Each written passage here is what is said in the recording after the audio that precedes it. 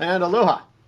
We're going to redo one of the videos that we did. We're going to redo page 21 for two reasons. One is I think I can teach it better than I did the last time.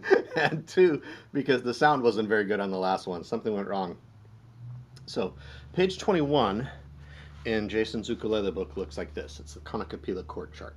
Got a bunch of chords, not an exhaustive list of chords, but it's got, I don't know, 30 or something chords.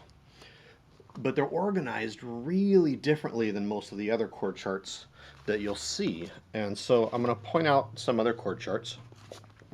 Here's a good chord chart. This is in Jumpin' Jim's ukulele book. It's a good chord chart, but there's a lot of chords there. And when you read across the chart, it says like it's A, and then it's A sharp, and then it's B, and then it's C, and then it's C sharp, and then it's D, and then it's D sharp, and then it's E, which is great for an encyclopedic reference, but none of those chords go together in a song. So if you want to make a song, you need like one chord from here, and one from here, and one from over here, and you're like, which ones do I need? And I don't know, oftentimes is the answer. So this is a good chord chart, but it's encyclopedic, so it's organized a little differently than mine. Here's another good chord chart. This type of a format. This is the ultimate ukulele chord chart. It's a good book, and it's got lots of chords. And here's, for example, when you look at a chart like this, what it has is it's A, and then A minor, and A augmented, and A suspended fourth, and A major sixth, and A minor sixth, and A seventh, and A major seventh, and by the time you get to the end of that, none of those ever occur in the same song. So if you were trying to build something from this chord chart, you'd want one chord from this page, and then let's see, the next chord I'm going to need is going to be over here on this page, and then the next chord I'm going to need is going to be over here on this page, and it's not put together conveniently for most real life scenarios. But it's a good chart, and it's got lots of stuff. It's just that it's organized like an encyclopedia. Here's another one. This is also a good chart. This is a great book, by the way, Ukulele from Scratch. Bruce Emery put it together. And he's got a ukulele chord chart, also a very good chord chart, but it's also an encyclopedic kind of a look. So it's A, A7, A minor 7, A major 7, A6, A sus2, A sus4, A9, all great chords, but they don't really go together. I mean, like in songs. So that brings us to the Kanikapila Chord Chart, which is specifically designed to go together in songs. When you look at an entire song, oftentimes you'll be like, holy cow, all the chords I need are grouped right in one area of this chart. And that's a really, really useful thing. You'll notice it's organized into different columns. So the column over here says the Hawaiian side. Those are chords that come up a lot in Hawaiian songs, hula songs, slack key guitar songs. They're used all the time out here. And then you get people who come out and maybe learned ukulele somewhere not in Hawaii, and suddenly they're trying to play along with Hawaiian songs, and they're just like, oh my God, where do these chords come from? It's not like anything else I ever did. It's like, you're right, it's different. We're not playing, I was going to say Brown-Eyed Girl anymore, which is, you know, very, I'm going to grab a uke. I didn't bring a uke out here. Might notice the background's different. Now we're in the front part of the music store. This is what it looks like, rather than the lesson room where I had been recording before. Okay, so, where was I? Okay, we were talking about Hawaiian songs. So you might end in Hawaii, you end up with a chord song that goes like this, maybe. It'll sound like...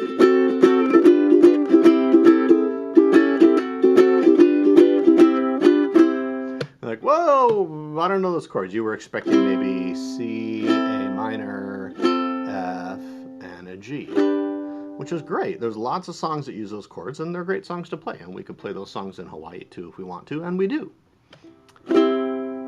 But more traditional Hawaiian songs have this different kind of a chord progression. So that's what I did on this chart, is I put those other chords.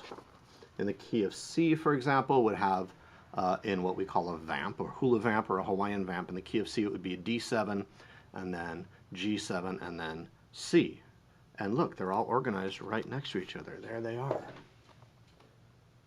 D7, and then G7, and then C, right where they need to be.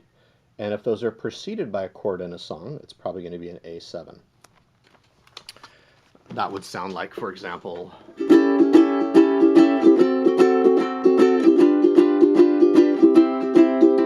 little faster. That kind of a chord move is all over the place in Hawaiian music, and it's all over the place in swing music also, from the 20s, 30s, 40s, before rock and roll hit and the whole scene changed. So it's not that it's only Hawaiian music that use these, but this type of organization of a chord chart is really useful because it shows you what goes together with what. Songs I teach frequently are like Legos. There's certain ways where if you know how Legos work, you know how they fit together, and you know, oh, once you get the hang of putting Legos together, you can build just about anything from simple components. Okay, so there's the explanation of the Hawaiian side, why we called it that. Then there's the other side called the Western side, which doesn't mean that we don't use these in Hawaiian songs. We totally do, but it's not as, I don't want to use stereotypical, it's not quite the right word, but it's not as maybe common, some of those chords. There's a big overlap on like what's a Hawaiian song, what's a not Hawaiian song, and boy, that gets in a whole can of worms. But some songs that you might not think of as a Hawaiian song actually have Hawaiian style chord progressions, and some songs you might think of a Hawaiian song don't have Hawaiian style chord progressions, generally speaking, at least as we're explaining the concepts here. For example, people think of Somewhere Over the Rainbow as a Hawaiian song, and it was famously done by Iz, and wonderfully so. But of course, that's not a Hawaiian song, right? That goes way back to, what was it, The Wizard of Oz, I think, like 1939 or something. And it's not, it has a different kind of a chord progression, and that's wonderful, and you can play it in Hawaii, but it's not maybe as traditional type of a Hawaiian song as you might think. Although we do play it all the time, and if I'm out at a gig playing, sure, I'll play that song if somebody requests it, but I don't normally put it on my set list if they don't request it, if that makes sense. Anyway, okay. Okay, what else about this chart is different? What we're really trying to do here is set you up with the understanding. The middle side here, what about the middle side? We didn't talk about that. Okay, the middle side is chords that occur in all songs, whether it's a Hawaiian song or whether it's a not Hawaiian song. Any style of song pretty much use, it's called a 1-4-5 progression, and then it's a question of, well, what do you add in addition to your 1, your 4, and your 5? So in the key of C, you'll notice on the chord chart it has a C and then an F and then a G for our majors. So if we're going to do a song that was a not Hawaiian song, we would expect to have these chords and a sprinkling of maybe 1 or 2 of these. And if we're going to do a Hawaiian song, we'd expect these chords and would expect these. And that's what throws people, because people are expecting these chords, and then they get these ones, and they're like, whoa, what in the world is going on?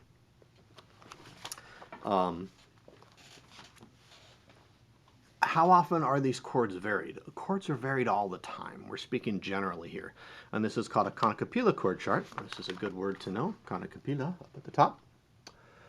Kanikapila is, literally it means, kani is sound and pila is fiddle, violin. So Kanikapila means sound of fiddle. But what it really has come to mean is everybody sits in a circle and plays music together. And the idea is I would pick a song. Let's say I pick a song.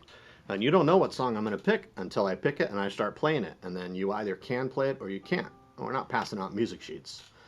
And generally speaking, I'm not going to go through the whole song and call out chords through the whole thing. Although that is what I would do if I'm in a teaching scenario. I'd be calling out chords. But if I'm in a Kanikapila like the wild variety. The real variety is where it's, nobody knows what anybody else is going to play. That's the best.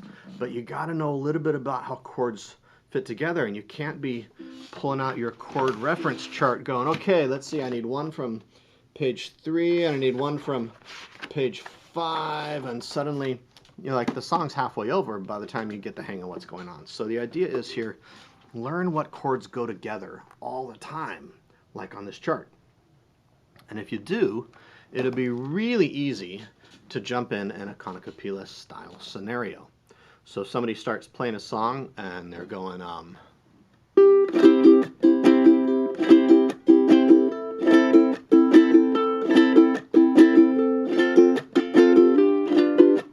maybe you know this chord progression. That would be, for example, Stand By Me. We used a C, and then we used an A minor, and we used an F, and we used a G7. That's a really common chord progression. In fact, it's so common that it's on page 10 or something in the book instead of page 21. Yeah, page 10 on the chord chart that looked like that. It's the bottom row. C, A minor, F, G7. Play that in a row and keep going. Play it 147 times, and that's Stand By Me, which is the mark of a good song. It's consistent. Makes it great for Kanikapila because everybody can jump in and solo to it. That's what we want to do. How does this fall onto the chord chart? Well, it's got the major chords. It's got the C. It's got one of the minor chords, A minor. And then it's got the 4 chord, which is F. That's one of the majors. And then I could have used a G, which the chord chart indicated. But I'm going to take a little liberty and use a little bit of music theory knowledge, and I'm going to use that G7 instead. Because I'm going back to a C. And what we're going to find on some of the subsequent pages in here, when we start talking about circle of fifths, a little more detailed circle of fifths, we're going to start talking about how chords fit together and why they fit together and what chords naturally lead to which other chords. And it turns out if I'm on a G something and I'm going back to C, G7 almost always is going to sound good. Just one of the things you kind of learn along the way. So when I put the chord chart together and in the majors here, when it says 1, 4, 5 and it's a C and an F and a G major, I'm going to just sneak over here and use this one over here, the G7, because I know that I can. And now you know that you can too. If I did it without the G7, would it have worked? Sure, it would have sounded like this. The C, and then it'd have the A minor, then it'd have the F, and the G. It would have sounded fine. I think it sounds a little nicer when you're on the F, and you go to a G7, and then back to a C. So the chord chart's designed to give you some options and give you an understanding of what will tend to fit together. Because for example, right over here, like how do I know I can use a G7 there? Well, over here in the Hawaiian vamp, which always goes this, almost always goes this, I mean there's always an exception, right? But 99% of the time a Hawaiian vamp goes that chord for 2 strums, that chord for 2 strums, and that chord for 4 strums. So I know that G7 leads to C. So if I'm playing a G chord, I could play a G if I want to, or I could play a G7 and lead right back into C. And it's going to sound slightly better that way, generally speaking. And it's good to know that stuff. This chart isn't designed to be a exhaustive list of everything that's out there.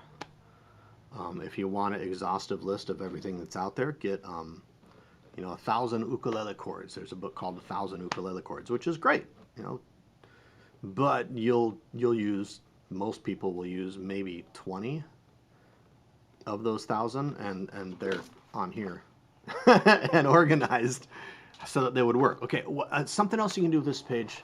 I don't want this video to go too long, but there's so much here, and we don't want you to miss it. We've been talking so far about the key of C. What happens if I'm in a different key? Well, the most frequently used keys are the C, the G, the F is a little harder because you need the B flat chord, and then D. Now, are there more chords Are there more keys than that, rather? Sure, there are 12 keys you can play in, and that's only if you limit yourself to European key signatures. If you go to like Tongan scales and stuff, there are different stuff in between those, which is really cool, actually. But we're keeping it simple. We're only on page 21, right? So stick with those and just get really good at one of them first. If you get really good at playing in the key of C, you'll be able to play almost everything in the key of C, which is cool. And then when you want to move a song from the key of C, let's say to the key of G, how would you do it? Well, you can use this chart, because every time you had a C, you just replace it with, let's get a little closer. Every time there was a C, you replace it with a G. And every time the previous key had an F, you replace it with a C. And every time it had a G, you replace it with a D. You can just sort of slide everything down and go thunk, and there's a whole new key. Makes it really easy. If you're playing in one key in Kanikapila and somebody else, or sorry, if you're expecting a song in one key and somebody plays it in a different key, that can be handy. That can be really handy, knowing this stuff. When you practice chords, I do recommend using these chords in groups. So you should practice C, F, G, C, F, G, but you should also practice D7, G7, C, D7, G7, C. Learn these chords in groups, because that's how they go together in songs. And then pretty soon you don't have to think about it anymore. It's like when you're speaking a language that you're fluent in, you don't have to think about the words anymore. Like even that last sentence, I'm thinking, think about the words. I didn't go, okay, think about. It's like I don't have time to do that in real life. When I'm making a video, I'm not like, quick, get the dictionary, look for the right word. It's like, no, I know how to speak English, so I just speak it. Now, when you know how to speak basic chord structures like this, you can just speak it. And that's a huge advantage, and that's why we made this chart. There's some other stuff on this page that talks about finger numbering and stuff, and there are different schools of thought on this, but I like to simplify it to 3 rules. The first rule is line up your fingers like this. First finger in the first fret, second finger in the second fret, third finger in the third fret, fourth finger in the fourth fret, and keep them there. It's as long as you can. So if I'm playing a C7, that's that finger, because it's a first finger in the first fret. If I play a A minor, that's the second finger in the second fret. If I play a C, that's the third finger in the third fret. If I play a F, that's still following the same rule, because it's first finger in the first fret, second finger in the second fret. Same rule. If I play this chord, you might not know this chord, but it's kind of nice. B flat major 7. That's B flat. That's B flat major 7, sort of a nostalgic.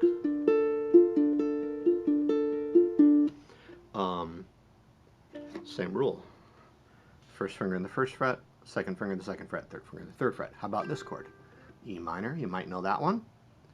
It's still following the same rule. We just moved the system up, so we don't even need a new rule yet.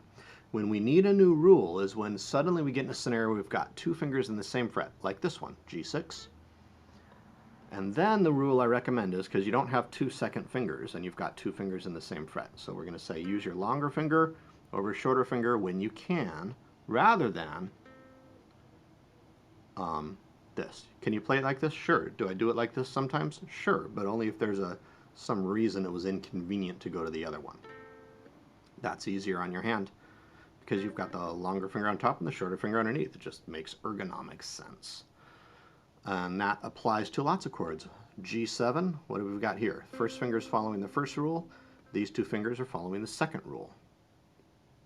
Okay, what about if you come up against a chord that suddenly those 2 rules don't enlighten you as to what fingers to use? Then the third rule is do whatever you gotta do. How about this one? What's the fingering for that? Whatever works. But then the other general guideline is we're still trying to keep our wrist oriented between here and here. We don't ever want our wrist to go backwards like that. That's really bad technique. You want to avoid that. How about this chord?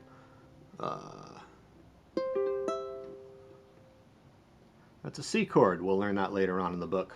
But it's a really complex C chord. This is the 200 times harder C chord. There's C, there's C. But as far as the fingering on the chords here, well, this is the closest thing I can do to following the first two rules. And it straightens out a lot of problems. So by the time we're getting to here, we want you to understand some of those basic principles of fingering. So we're not any longer telling you which finger goes on which little dot.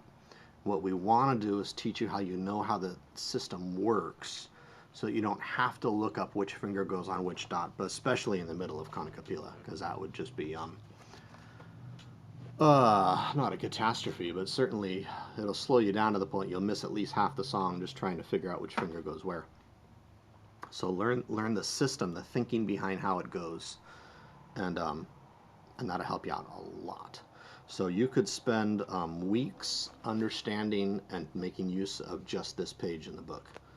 There's so much knowledge there. And then the subsequent pages in the book talk a little bit more about how it's put together, why it's put together, and I think I already made videos on those. But hopefully this is helpful. Sorry, I went over my... hey, that's cool.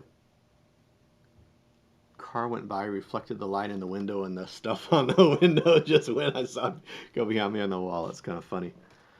Anyway, new filming spot. So hopefully this was helpful. And if you wanted to pick up Jason's Ukulele Book, I do recommend it. It's written by a guy named Jason. Good guy. There you go.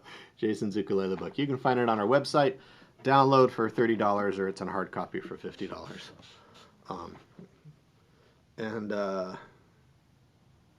Oh yeah, if this was helpful, click the like button and leave a comment if you have a question. We'll try to answer it for you. And if you want to see more of my videos, click subscribe, and you'll get access to more videos for free. That's pretty cool. And anything else we can do to help you out, let us know. If you need a new ukulele, we sell those too. And we make videos, and we do Skype lessons and Zoom lessons, or you can fly all the way out to Maui and see me in person. I'd love to jam with you in the Ukulele Star. Hope you have a wonderful day, and aloha.